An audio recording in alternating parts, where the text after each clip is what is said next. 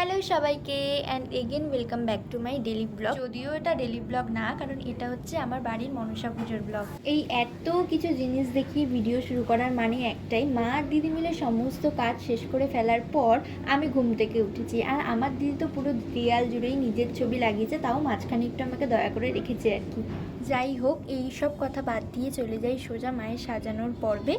মাকে কি মিষ্টি লাগছে তাই না বলো? এই সমস্ত কিছু কিন্তু মা আর দিদি মিলেই জোগাড় করেছে। মাকে যা যা পরানো হয়েছে, মানে চুড়ি, গলার হার, মুকুট, হাতের শাখা, পলা, নোয়া, এই সব কিছুই কিন্তু মায়ের নতুন। এই কোনো কিছুর মধ্যেই কিন্তু আমি কোনোভাবেই ছিলাম না, ওরা নিজেরাই সবটা গুছিয়েছে। তারপরে আর কি মাকে সুন্দর করে সাজুগুজু করিয়ে নিজের জায়গায় বসিয়ে দিয়ে সামনে ভোগ, প্রসাদ, ফল আর যারা যারা পুজো দিতে এসেছিল সব কিছু গুছিয়ে দিয়ে পুজো শুরু করা হলো।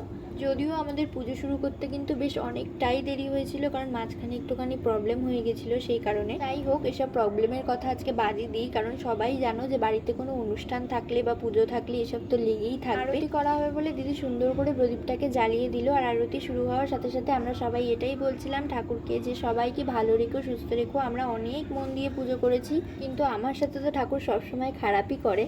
এবার হবে যজ্ঞ, তাই জন্যই সমস্ত কিছু গোছানো চলছিল এখানে।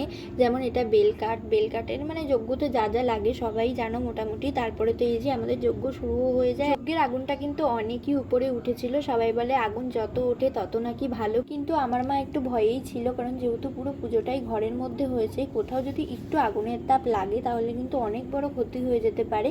কিন্তু মা তো আছেনই, তিনি সেরকম কিছুই করেনি, খুব সুস্থভাবে আমাদের পুজোটা হয়ে গেছে। তারপরে যজ্ঞটা যখন শেষের দিকে হয় তখন ঠাকুরমশাই দিকে সবার নাম জিজ্ঞাসা করে করে পড়ে পড়ে ওর মাথায় ঘোমটা দিয়ে যজ্ঞের আগুনের মধ্যে ঘি ঢালাচ্ছিল, আর দিকে পুরো আজকে গিন্নি গিন্নি লাগছে, এত সুন্দর লাগছে ওকে। কিন্তু আমি কিন্তু এরকম সাজতে চেয়েছিলাম, আমি সেজেও ছিলাম, মানে শাড়ি পরেছিলাম, কিন্তু তারপরে এত শরীরটা খারাপ লাগছিল যে খুলে দিয়েছি। মা অনেক বকাবকি করার পরে একটুখানি সেজেছিলাম। দুঃখের বিষয়, মা যেই ভোগ রান্না করেছে বা আমার বাড়িতে বিকেলে যারা এসেছিল তাদের কোনো ভিডিও ক্লিপই নেওয়া হয়নি, যদিও সেই ভিডিওগুলো করা খুবই দরকার ছিল, কারণ মা অনেক যত্ন করে গুছিয়ে ভোগ রান্না করেছে, সেটা আমি ভিডিও করতে পারিনি। কারণ ওই যে বললাম, আমার শরীর এতটাই খারাপ ছিল যে বাড়িতে সবাই আসার পরও কারোর সাথেই ভালোভাবে কথা বলতে পারিনি, তাই অনেক দুঃখের সাথে ভিডিওটা এখানেই শেষ করতে হচ্ছে। আমাদের পুজোটা কেমন লাগলো জানিও, দেখা হবে পরের ভিডিওতে, ততক্ষণের জন্য বাই।